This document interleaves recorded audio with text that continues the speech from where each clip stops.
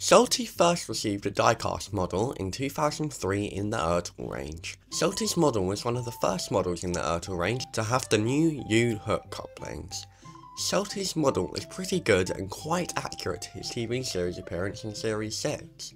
He has the correct proportions to his TV series model, has window detailing and even horn detailing.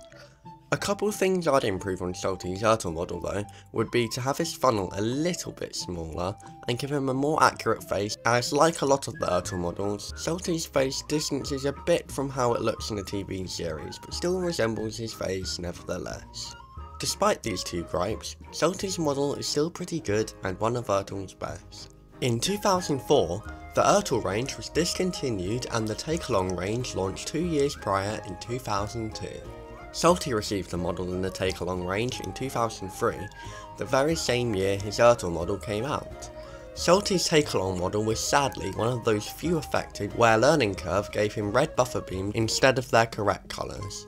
In Shanty's instance, his was meant to be yellow with grey sides. His take-along buffer beam was also the complete incorrect shape as well. Shanty's take-along face is still not 100% accurate to his TV series face, but still resembles how his face looks. Despite being a good looking model, I would say Shanty's ERTL model looks better to his take-along model. In 2010, the take-along range was discontinued and replaced with the take-and-play range. Despite most engines featuring upgraded models, Shanty's model was hardly touched, featuring very minor changes that are difficult to notice, like his paint and a very minor change to his face. Shanty's 2010 model received one released variant and one cancelled variant.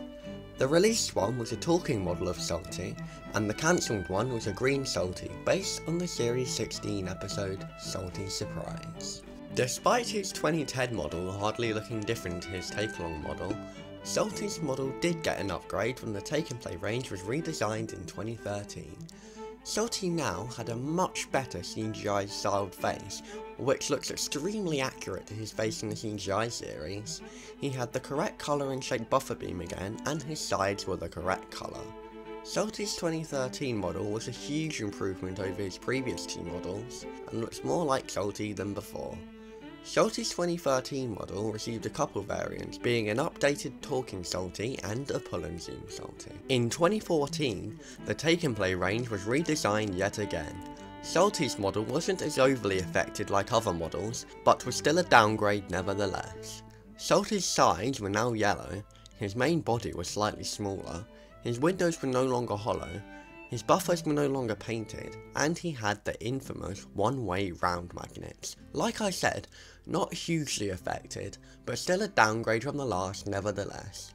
Shanty's 2014 model did receive a couple variants, being yet another update to his talking model, and a pirate Shanty, to coincide with the release of the 2015 movie Sodor's Legend of the Lost Treasure. In 2017, the take-and-play range was discontinued and replaced with the Adventures range, or known in some other countries, the Collectible Railway range. Shanty's Adventures model was almost identical to his 2014 take-and-play model, with the only difference being the round one-way magnets being replaced with the new hook and loop couplings. Shanty's Adventures model received two variants, both being talking models. The first being a final upgrade to his regular talking model, and a talking Shark Escape Shanty. In 2019, after 2 short years, the Adventures range was replaced with the Trackmaster push-along range, to make the diecast models compatible with the models in the Trackmaster motorized range. Shanty's push-along model was sort of similar to his Adventures model, but still different. His face was now printed onto his main mould instead of being a separate piece. His main body was slightly shrunk. His wheels and chassis were slightly larger to allow Shanty to fit on Trackmaster track, and Shanty now had Trackmaster couplings to allow him to couple up to Trackmaster motorized engines much easier.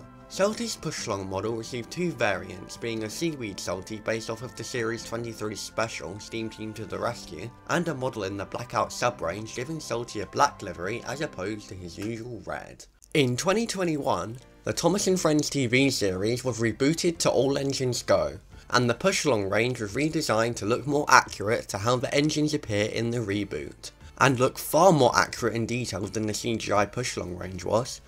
Salty received a model in 2023 to coincide with his first appearance in the reboot in the Series 2 episode Salty's Sea Shanty. Salty, like other all engines go push along engines, looks very accurate to how he appears in the reboot, and has lots of detail, even showing the rust he has in the show. Of all the multiple models Salty has received in the 20 plus years of him being in the diecast range, my favourite model, to no surprise, has to be the 2013 Take and Play model.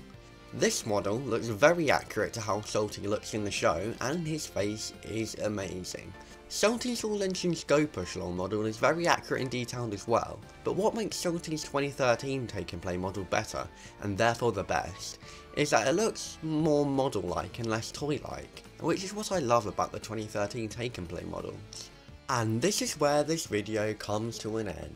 Salty was an interesting model to look at, and it is interesting how minimal he changed over to each model. Coming up next to the channel should be the Thomas's UK TV journey video, and of course unboxing videos here and there as well. This is all I have to say for this video, and I'll see you all in the next video. Bye!